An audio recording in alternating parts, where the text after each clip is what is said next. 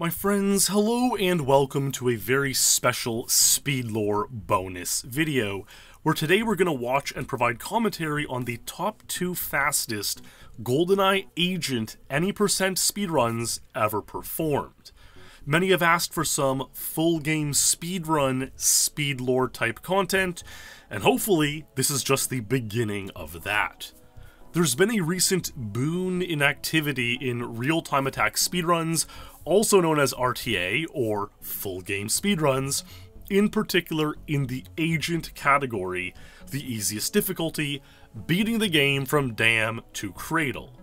The world record in this category is 21:34 by Marc Rutzou, set in January 2019, but Perfect Ace has gotten numerous runs quite close to beating Marc's record, including a 21:38, only 4 seconds off the world record pace, just a few weeks ago. So, today I want to show both runs side by side, while providing commentary and thoughts about how the runs are played, differences between the runs, time lost and gained, and just what has to happen for a new world record to be set in this category. Again, the run is roughly 21 minutes long, so pour yourself a warm beverage, get cozy, and here we go. Here we go! Alright, so here we go, and we're gonna see Marc and Ace get on dam and pull out the PP7 at the exact same frame, synced up, and off to the races. And in general, obviously, you know, it's no surprise at this point, we know Marc's run is 4 seconds faster. It is the world record at the time of recording this, April 2023, but Ace has been giving it a go and getting close. And of course, dam, you know, there's not too much to talk about on dam. It looked a bit like Ace had a bit of a faster gate, but, you know, here they're pretty well tied. And so, you know, dam, there's a few levels that just aren't that deep as far as time to be lost and gained, but there are some levels that are very, very important and influential in that regard. And we're certainly going to get to some of these in due time. Looks like Marc jumped off the dam a little bit first, but on facility, certainly, this is a one level, and silo and train are other levels exactly like this, where there's a lot of ebb and flow. And you're going to see just what I mean here in a moment. Marc is going to have a faster start here if we keep the eye on the left screen, but he does get stuck at the objective A area and loses back some time. So Ace misses that warp, and so Marc is ahead by, you know, I want to say a second, but it might not be a full second. And so Marc's a bit ahead, but now he misses this warp, and now Ace is well ahead, you see? And so it's really remarkable how crazily things can ebb and flow just on a single level. And in fact, I would say within a single level is when they ebb and flow the most. And now Ace gets a bad trev, whereas Marc got a good trev. And so they're actually going to finish quite close to one another here. And so Ace was a little bit ahead, but after all that, you know, they're still within a second, well less than a second, as you would expect early on in a any percent speedrun comparison. Runway, you know, 23 is the standard, not too much going on here, and nor the same with Surface 1. And so, you know, it would be a good time to start discussing one of the sort of biggest time savers coming up in the modern era. And that is going to be when we get to the Bunker 2 stage. You know, when Marc did his run in 2019, there was no jail cell, R-lean, warp out of the cell. You had to physically pause, take out the watch magnet attract, press Z, get the key, open the jail cell door. Nowadays, you can just use the R aimer to do an R-lean and go through the jail cell door, and this obviously saves 4 or 5 seconds.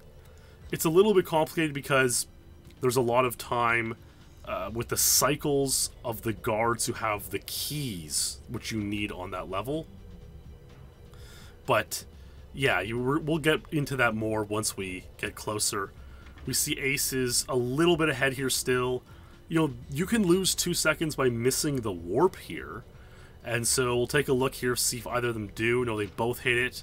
And it is always interesting when we see, you know, one player has the... And look, they're dead even here.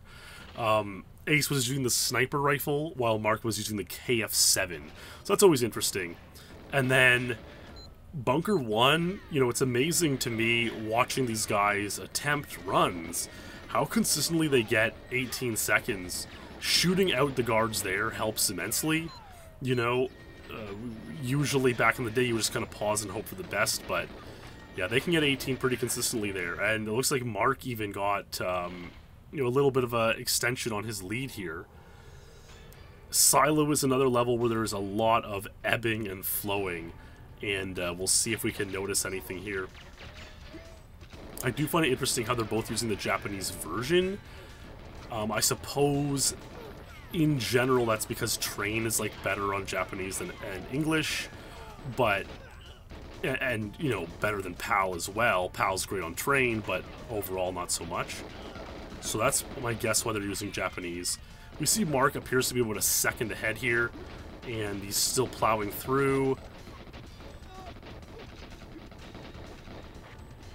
Looks like he's gonna... Ace is gonna lose even a little bit more time there, getting into the third room there, and now Marc is actually quite a bit ahead, warping to the silver crates. But we're gonna see here, Ace have a much better area here, and now they're basically tied again. And so it's amazing how Marc seemed to be quite a bit ahead, and now it actually looks like, you know, Ace is caught right back up once more as they warp towards Ormov and zip in here towards the end. But again, Marc always seems to just be gaining an extra second here and there, which is quite remarkable. Now they're on Frigate, and Marc does have a mishap on Frigate. He ends up saving 3 hostages. Ace only goes for the 2. You only need 2 to escape on Agent. So there's 1, there's 2, and then... So Ace is going to go down here for the bug, which probably is better and more consistent. Marc is going to go for the upper bug throw. Kind of gets trolled by a grenade a little bit. Obviously going down towards the helicopter reduces the chance of getting trolled. So Marc goes to save the 3rd hostage, who can escape in like 5 seconds. And they're both here waiting, gotta wait. And they both get good frigates in like the 35-second range, which is what you want. I mean, you can very easily get a 44, 50-second frigate. Not what you want. So they both get 35s, and the runs continue. You know, that is a level where a lot of the times you just lose 10 seconds randomly. The hostages pick, you know, 1 in 7 escape points, 1 in 6 escape points. If you get unlucky, you can lose 10 or 15 seconds on pure luck. And so it's a very frequent level to see resets, especially on Agent any percent attempts. Now, Surface 2, I'm always impressed by the way these guys can get 54s so easily, going around here and boosting off the mine throw. It's very impressive. 54 is not like a free time to get on Surface 2 Agent like this, but it shows how consistent they are, and it's really amazing gameplay.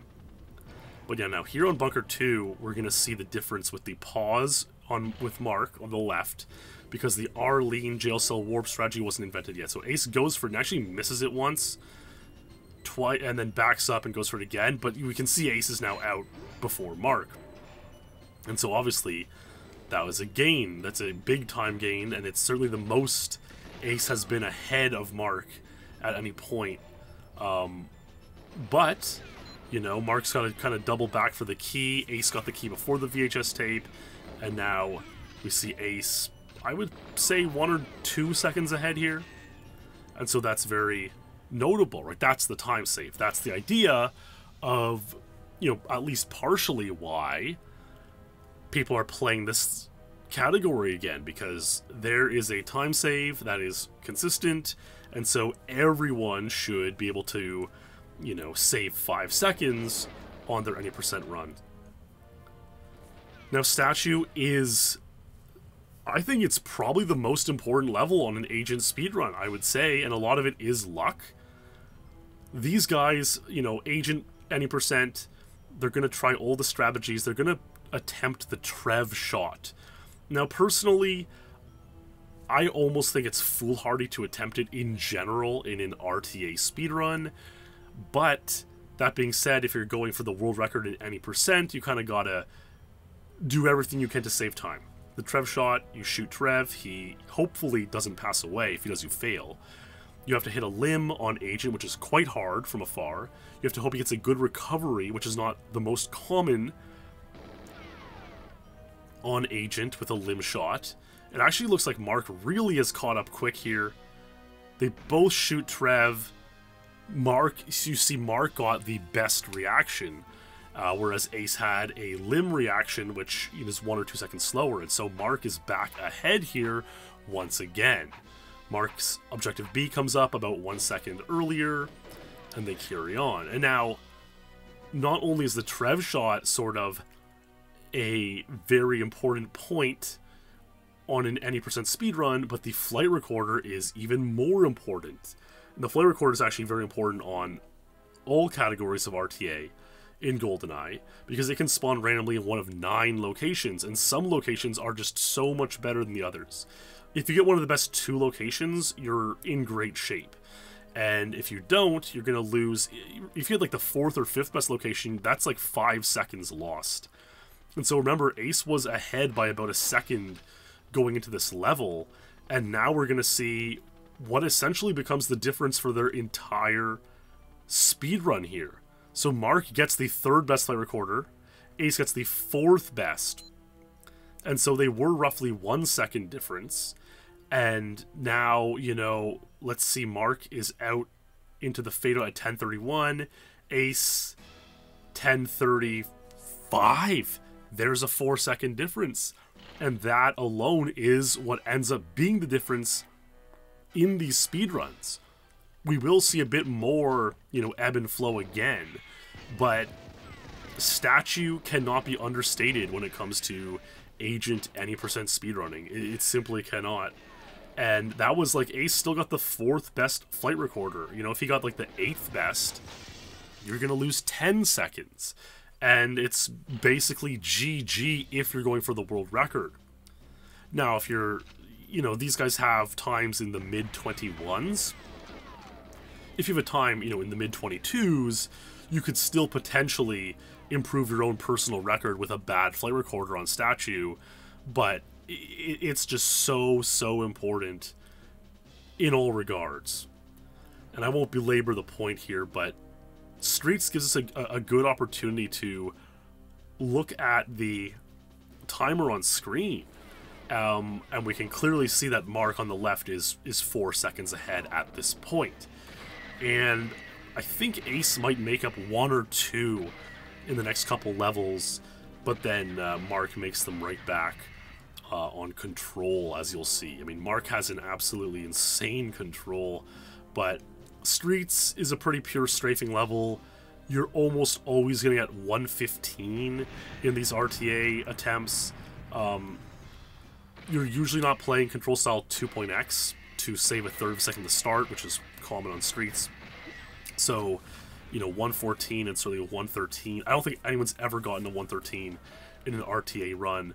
Maybe Joris, because he does play 2.x even in RTA like an absolute maniac.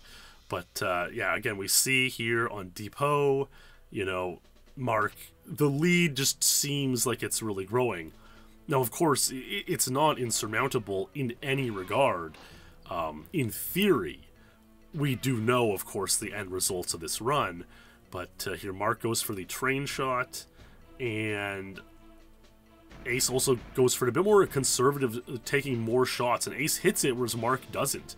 So here's actually a moment where, Ace gains a bit of time on Marc. Marc starting the train at 13:07, Ace 13:09. So Ace probably gained about 2 seconds there. Now train again, huge ebbs and flows. Mind you, Marc and Ace are great on train. Ace looks like he had a worse first 2 carts, got some back boosts, Marc is about to go to the 4th cart, and he carries on here. But, you know, Marc has 57 on train. The world record is 56 by Henrik, untied. But Marc had the world record on train. He had, like, the untied on train for about 10 years straight, lowering it 59, 58, 57. So he is a god on train. Ace had 101, which was an amazing record for many, many years back in 2007, maybe even 06, actually.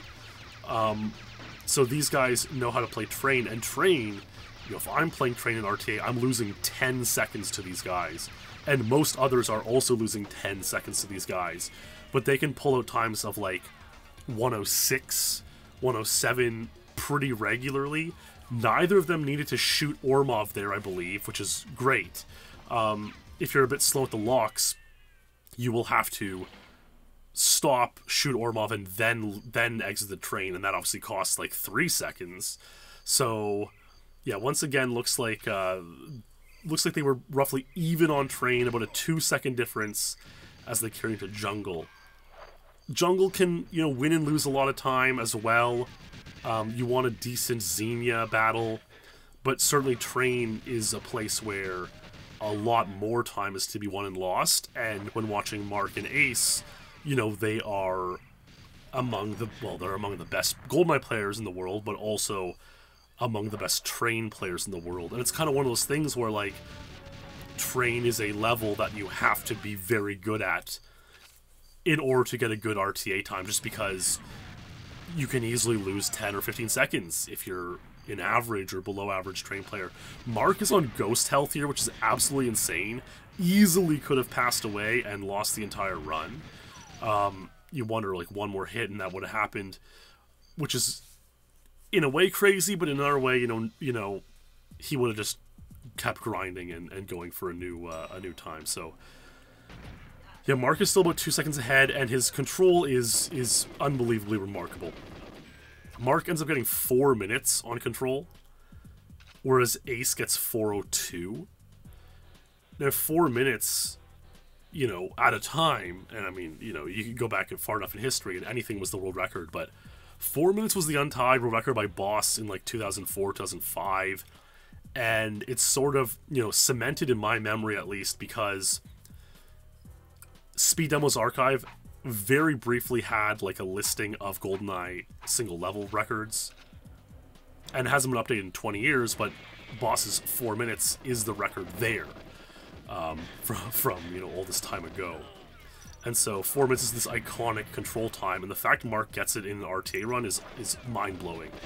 They both go through the glass, and what's amazing is they both didn't really have an amazing section through the silver crates and all that other area. But, you know, Marc 2019, he is in this era now where we know you can throw the mine through the walls here, and they're both going to pull that off, and that is actually a very fussy thing to do.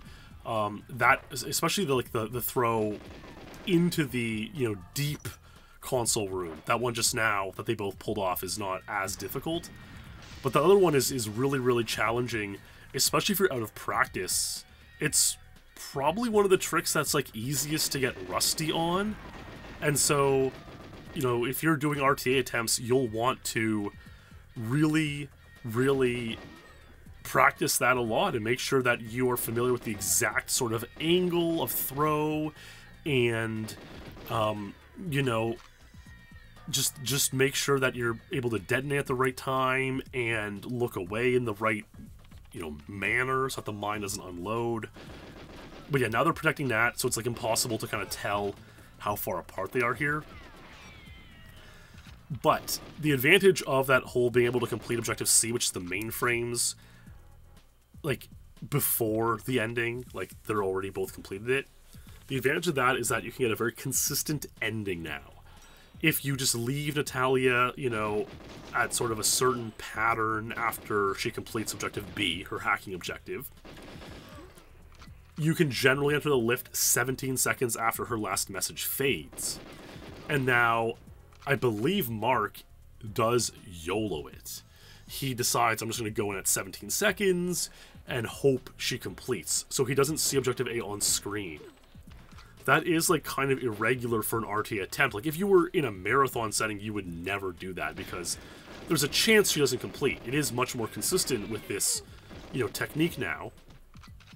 Back in the day, you'd have to wait and go do the last couple mainframes after Natalia completes her hacking objective.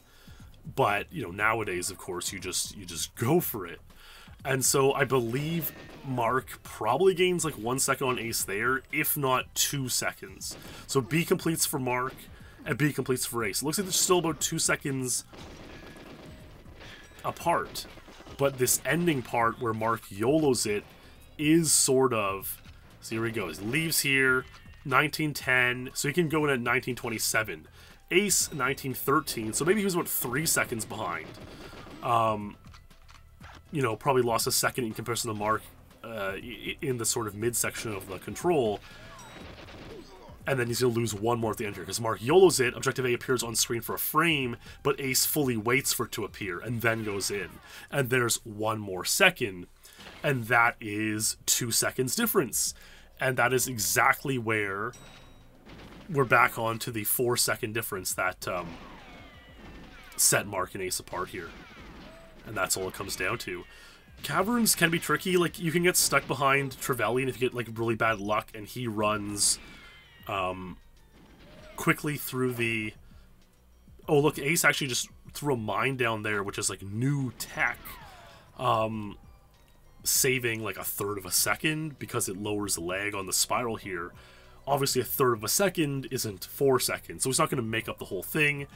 But yeah, it just kind of goes to show...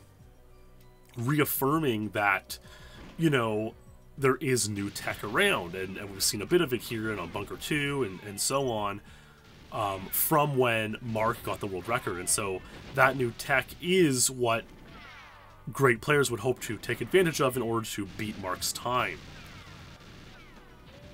But here we go, Marc is towards the end of the level, opens the door, he's in at 2041, and Ace is in at 2045. There's 4 seconds. Cradle's actually really tough. You, on an Agent, like, world record pace speedrun, you need to pass away Trev on the go to get, like, something close to the 35-36 strategy when that was the world record back in the day 20 years ago. The world record today's 33. Passing away Trev in the hut with the drone flame hitting him on the same frame as the drone damages him. You're not going to pull that off here. But you need to pull off a double headshot at the bottom of the ramp or across the catwalk, which they both do, and they both get 37s here. So Marc, double reload, holding Z, shoots 2 at the same time, double headshot, and Ace does the same thing, and they both get 37, and they remain 4 seconds apart. And Marc gets the 21:35, retimed to 21:34, whereas Ace gets the 21:38. And we see Marc sit and watch the cutscene. He had his microphone on, he was celebrating, he was pumped watching that one again. And a great run, 21:34, and it remains the world record today. And a great run by Ace. He certainly can get the record if you got a better flare recorder, a better Trev reaction on Statue, hit the warp the first time on Bunker 2. These things certainly could go into making it happen. A bit more YOLO on Control.